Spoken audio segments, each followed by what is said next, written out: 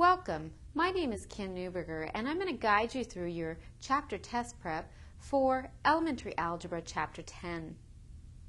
For the quadratic equation y equals x squared plus 4x minus 5, determine whether the parabola opens up or down. You can tell whether it opens up or down from the a value, and the a value for this is a coefficient in front of x squared, which is 1. When a is positive, it's going to open up, and this is positive, so it opens up.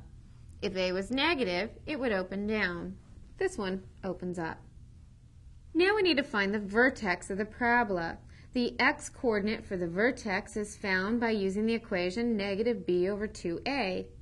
And we know that a equals 1, and b is going to be the coefficient in front of x, which is 4. So this equation, replacing the b with 4, would be negative 4 over 2 times replacing the a with 1, so multiply by 1. And that leaves you with negative 4 over 2, or negative 2.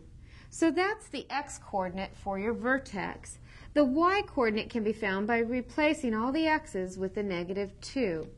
So that gives us y equals negative 2 squared plus 4 times negative 2 minus 5.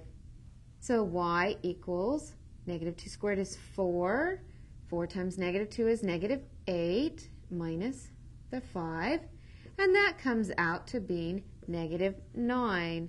So the vertex is the point negative 2, negative 9. Now once you have your vertex, you can find the equation of the axis of symmetry very easy because it's always the vertical line at the x-coordinate of your vertex, which is negative 2. And that vertical line would have the equation x equals negative 2. For part D, let's find all the intercepts of our quadratic equation. Our y-intercept can be found by replacing all the x's with 0. And that gives us y equals 0 squared plus 4 times 0 minus 5. And that comes out to y equaling negative 5. So the point for our y-intercept is 0, negative 5.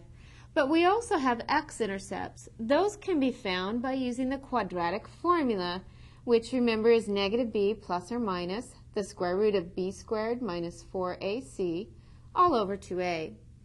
Our a value is 1, our b value is 4, and the c value is our negative 5.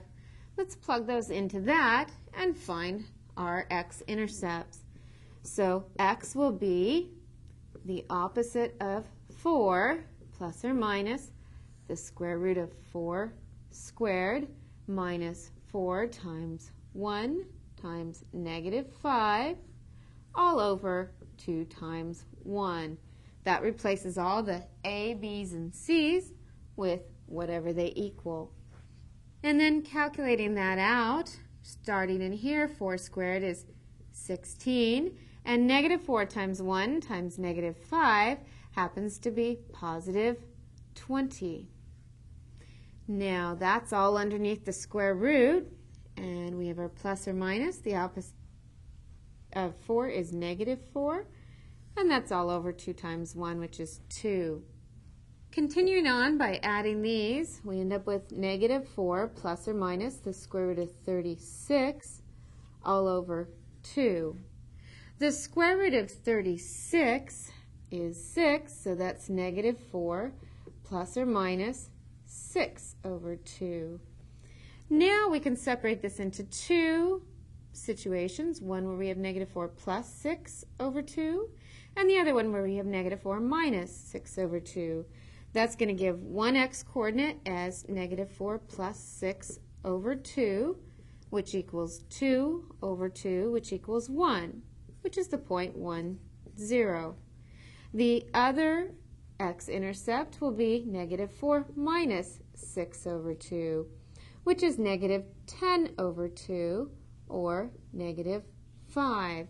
So that gives you the x-intercept of negative 5, 0. So our intercepts for our x-intercepts are 1, 0 and negative 5, 0, and the y-intercept is 0, negative 5.